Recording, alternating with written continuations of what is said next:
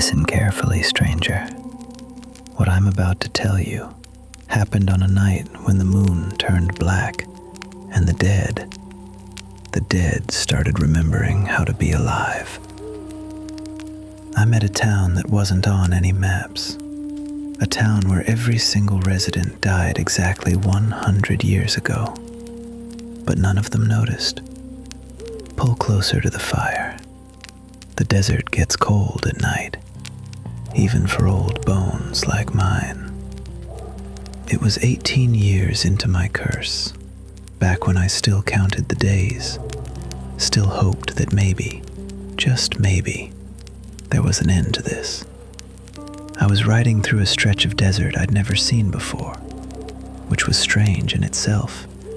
A century of wandering the same cursed canyons teaches you every rock, every cactus, every shadow. But that night, the desert looked different, felt different, like the land itself had shifted when I wasn't looking. That's when I saw the lights, town lights, warm and yellow, spilling from windows that shouldn't exist. I could hear music, tinny piano notes carried on the wind, laughter, the clatter of glasses in a saloon, the sounds of life, of people, of normalcy. I should have turned around. Nothing good ever came from curiosity. Not for me, not anymore. But it had been so long since I'd heard human voices that weren't screaming. So long since I'd seen lights that weren't funeral pyres or the cold gleam of cursed gold. So I rode toward the town. The sign at the edge read Harmony, population 243. The wood was weathered, but not rotted. The paint faded, but still readable. Houses lined the main street, 2 stories tall, with porches and rocking chairs and flower boxes in the windows. The saloon stood in the center, its doors swung open, music and light pouring out like water. Everything looked normal, lived in, real. But I'm dead, stranger, and the dead see things the living can't. And what I saw, underneath the warm lights and the laughter, was the truth. Every single person in that town was a corpse. Not like me. Not animated bones held together by curses and regret. These were bodies, real bodies, in various stages of decay. Some were fresher, their skin still mostly intact, their eyes still in their sockets. Others were dried husks, mummified by the desert heat. A few were little more than skeletons dressed in Sunday clothes. But they didn't know. They walked and talked and lived their lives as if their hearts still beat, as if their lungs still drew breath. A woman in a blue dress swept her porch, humming a tune, her face half gone to rot. A man tipped his hat to her as he passed, his smile showing far too many teeth because his lips had withered away.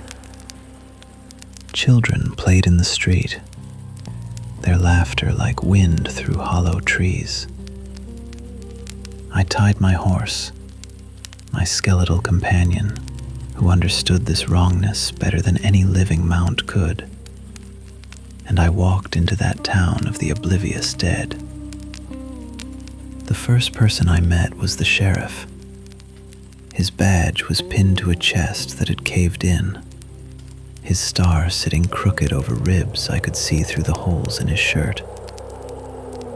But he smiled at me, warm and welcoming, and extended a hand that had 3 fingers missing.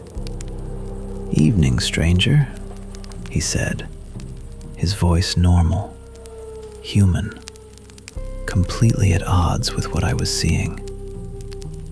Name's Sheriff Wade. Don't believe I've seen you around Harmony before." I looked at him, at his dead eyes that somehow still saw, at his smile that should have been impossible. "No," I managed to say, my voice a dry rasp. "Just passing through." "Well, you picked a good night for it," he said cheerfully. "It's Saturday. Whole town comes out for Saturday. You should join us at the saloon. Have a drink. Meet folks.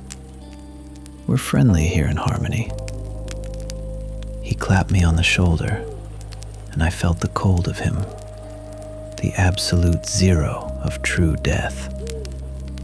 But he didn't seem to notice that I was nothing but bones, didn't seem to realize that we were two dead things having a conversation in a town full of corpses pretending to be alive. I followed him to the saloon because, God help me, I needed to understand. Inside, the place was packed. Men played cards at corner tables, their hands steady despite missing fingers, despite the fact that some of them had been dead so long their bones showed through. Women in fancy dresses danced with partners who moved with the stiffness of rigor mortis. The piano player, a thin man whose neck sat at an angle that would have killed a living person, played a jaunty tune. Everyone was smiling. Everyone was happy. Everyone was dead. "What'll it be, friend?" the bartender asked. Half his face was skull, the other half dried leather. But his voice was jovial, his manner friendly. "Whiskey," I said, because what else do you say to a dead bartender in a ghost town that doesn't know it's dead? He poured me a glass, the liquid sloshing amber and real. I picked it up with my bone fingers, and he didn't blink, didn't react. I realized then that they couldn't see what I was either. To them, I looked alive, whole, human. Whatever was happening in Harmony, it was powerful enough to fool even the dead. "You look troubled, mister," a voice said beside me. I turned to see a young woman, pretty once, before death had started its work. Her dress was clean, her hair pinned up neat, but I could see the gray pallor of her skin, the sunken quality of her eyes. "What is this place?" I asked her quietly. She laughed, a sound like bells, like normalcy. "This is Harmony, of course. Best little town in the territory. We've got everything a person could need.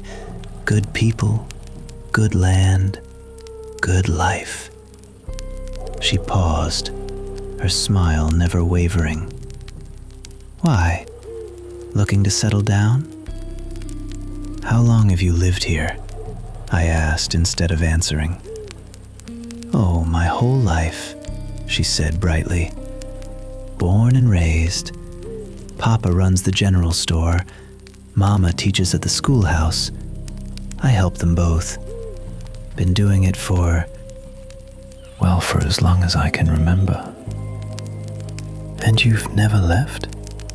Never thought about seeing what's beyond the desert?" Her smile faltered, just for a moment, and something flickered in her dead eyes. Confusion, fear. But then it was gone, replaced by that same cheerful certainty. Why would I leave? Everything I need is right here. Everything I love. I pressed further, something dark and curious driving me. When was the last time someone new came to town? Before me. She opened her mouth to answer, then stopped, her brow furrowed, her smile slipping. I I don't. That's a strange question, mister. We get travelers all the time, don't we? She looked around, as if seeking confirmation, and her voice rose slightly. Don't we? The piano music stuttered, just for a second. A few of the card players looked up, their expressions uncertain. The bartender's smile seemed frozen, painted on. Easy, I said, seeing something like panic starting to build in the room. Easy, just making conversation. The moment passed. The piano resumed its jaunty tune. The card game continued. The woman's smile returned, bright and empty. Of course we do, she said, but there was something hollow in her voice now. Of course.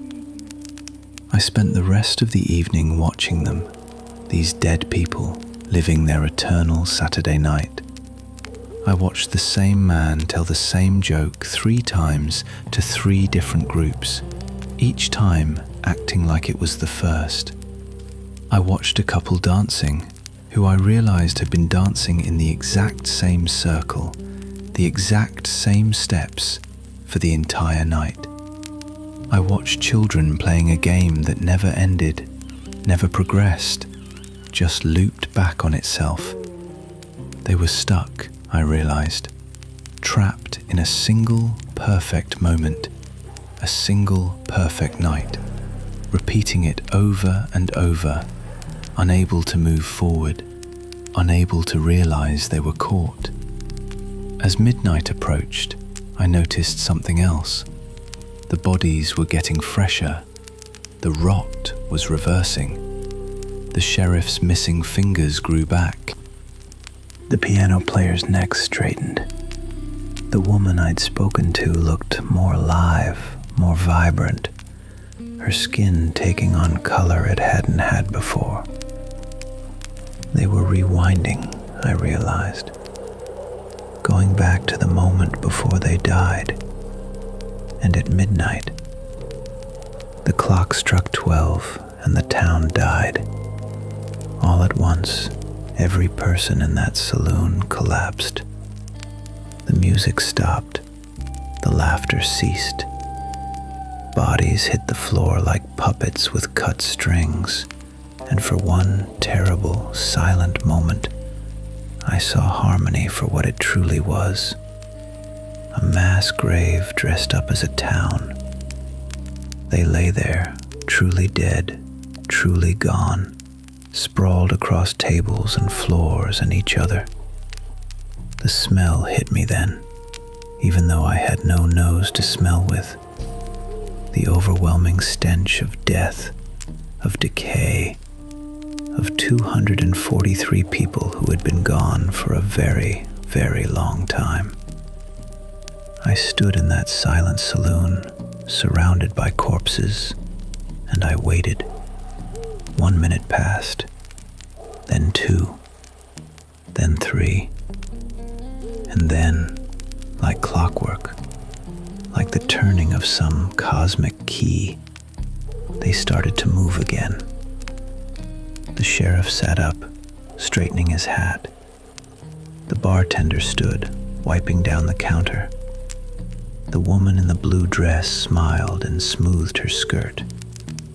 One by one, they rose, and the rot crept back into them, and they returned to their eternal Saturday night. "Evening, stranger," the sheriff said to me, as if for the first time. "Don't believe I've seen you around Harmony before." He didn't remember. None of them did. Every midnight they died. Every midnight they forgot. Every midnight they started again, trapped in a loop of false life and real death. I left the saloon and walked the streets of Harmony, seeing it with new eyes. I found the graveyard at the edge of town, but the graves were empty, the caskets open. I found the schoolhouse where books lay open to the same page they'd been on for a century. I found the church where the preacher's last sermon was written on a board, the chalk still fresh, though the hand that wrote it was dust. And I found the answer in the town hall, in a book left open on a desk. The ghost town continued. It was a journal.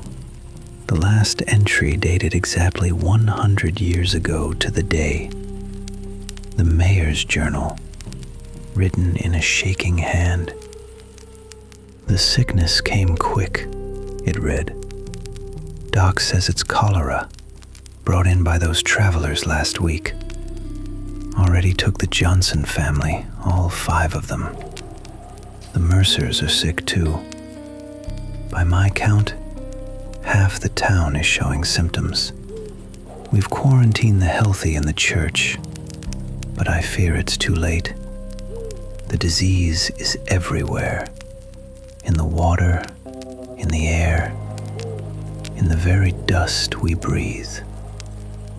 People are praying for salvation, for deliverance, for one more day, just one more day with their families, one more day in this town they built with their own hands, one more day of the life they love.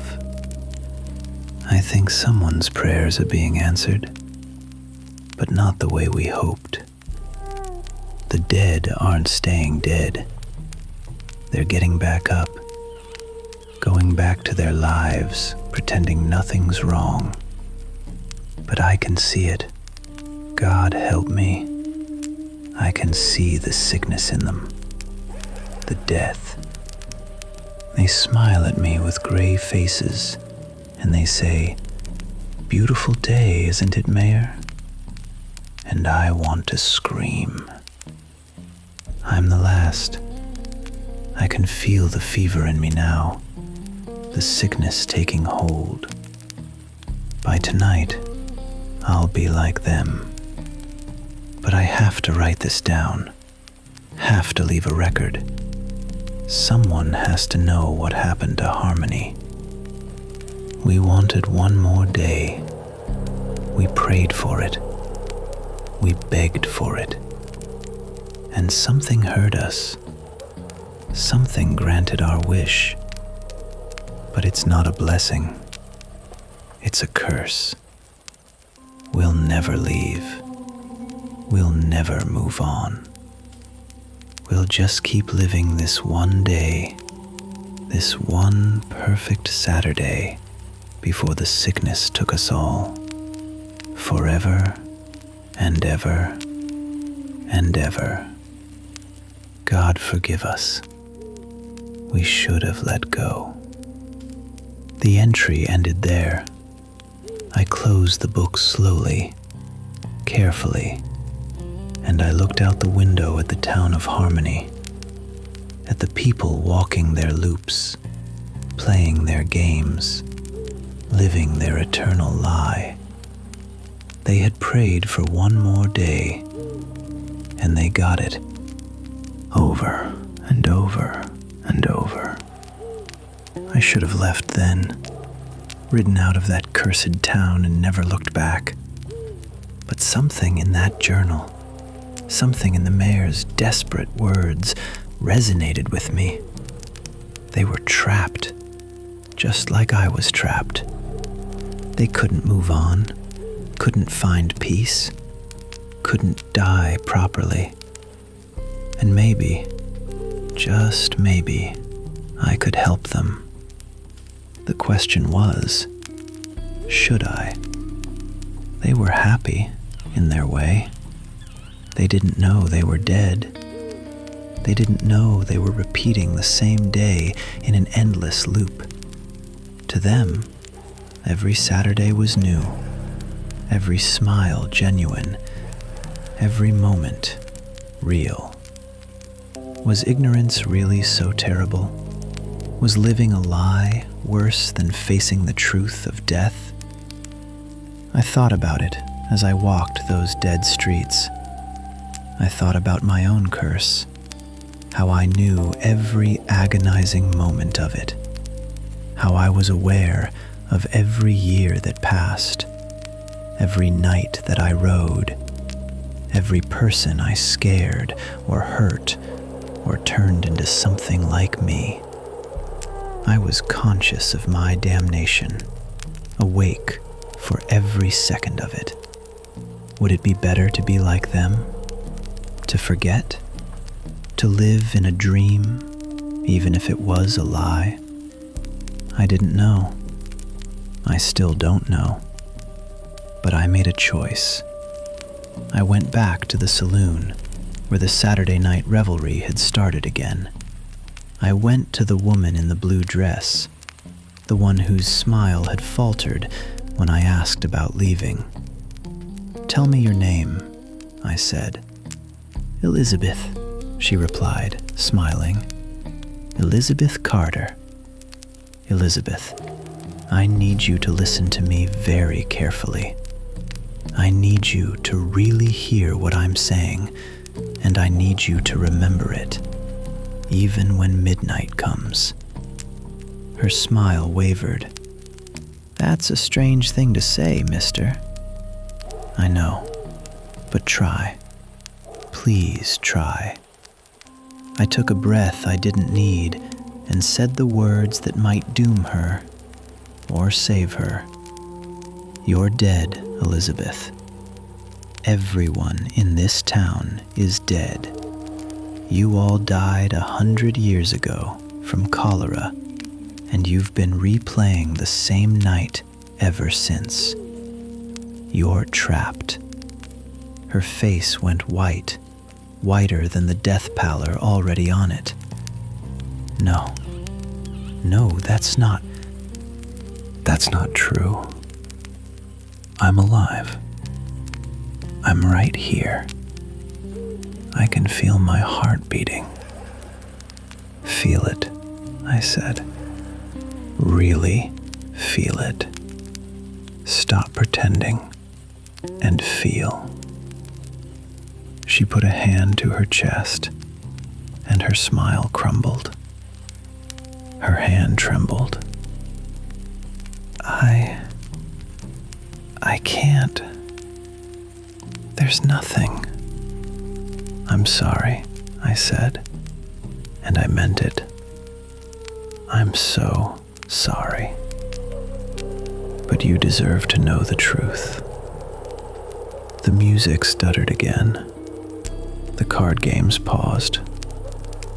One by one, the people in the saloon turned to look at us, their faces uncertain, their eternal loop disrupted. "What's he saying, Lizzie?" the bartender asked, his voice less jovial now, edged with something like fear. "He says we're dead," Elizabeth whispered. "He says we've been dead for 100 years. Silence fell over the saloon, and in that silence, I saw realization start to dawn. They looked at each other, really looked, and they began to see what I saw: the rot, the decay, the impossible nature of their existence. "No," someone said. "No, that can't be right. I remember yesterday. I remember last week. I remember..." "The same things," another voice interrupted. "We remember the same things, the same day, over and over." It was the piano player, his hands frozen over the keys.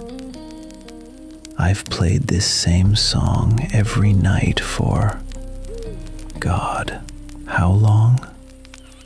The panic I'd glimpsed before came rushing back, but this time it didn't fade. This time it grew. People clutched at each other, at themselves, their faces showing the horror of understanding. "But I can't be dead," a man said, his voice breaking. "My wife, my children, they're waiting for me at home. They're dead," Elizabeth said softly, tears starting to stream down her gray cheeks. "They're dead too, aren't they? Everyone we love, everything we knew, it's all gone." The clock began to chime. Midnight was coming. "What happens now?" Elizabeth asked me, her eyes wide, terrified, but also, I thought, relieved. "What happens when we know?" "I don't know," I admitted. "But maybe knowing is the first step to being free." The 12th chime rang out, and the town died. But this time, it was different. This time, instead of simply collapsing into death, the bodies began to dissolve. They turned to dust, to ash, to memory. Their physical forms finally giving up the ghost they'd clung to for a century. I watched Elizabeth fade, her last expression not fear, but something like peace, like gratitude. "Thank you," she whispered as she disappeared. One by one, they all went. The sheriff, the bartender, the children in the street, the couples on the dance floor, all of them. Finally, truly, completely dead. Finally free. The town died with them. The buildings began to collapse, the wood rotting and fast forward, the paint peeling, the glass shattering. Harmony, sustained by the collective dream of its inhabitants, couldn't exist without them.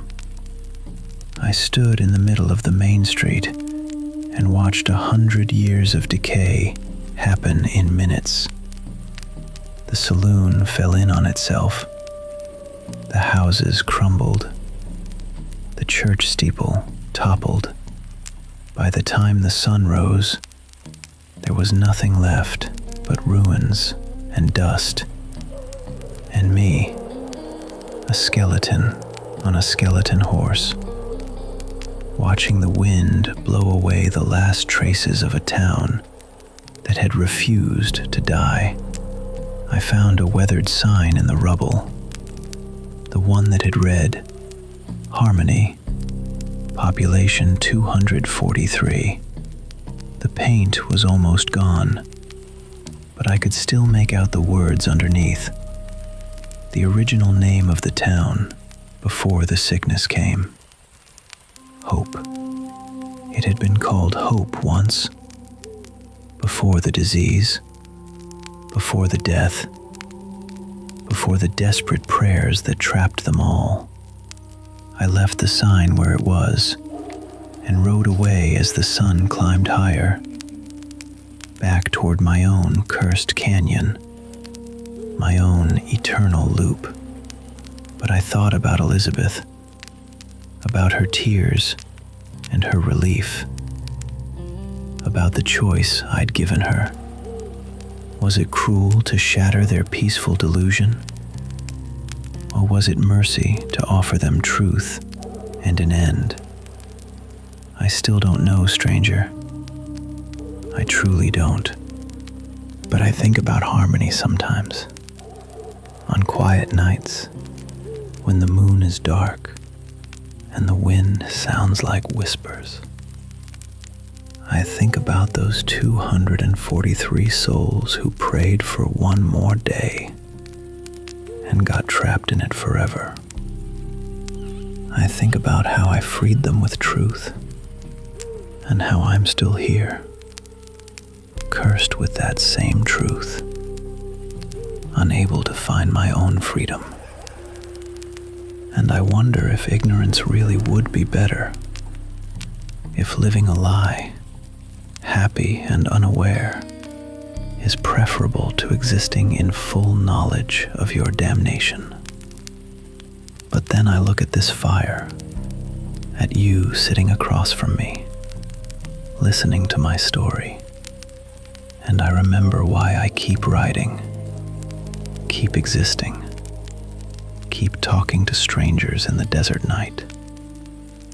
Because stories are truth, and truth, no matter how painful, is better than the prettiest lie. Even if that truth is that some of us don't get happy endings. Some of us don't get to rest. Some of us are just here, witnesses to the world's strangeness, trying to make sense of it all.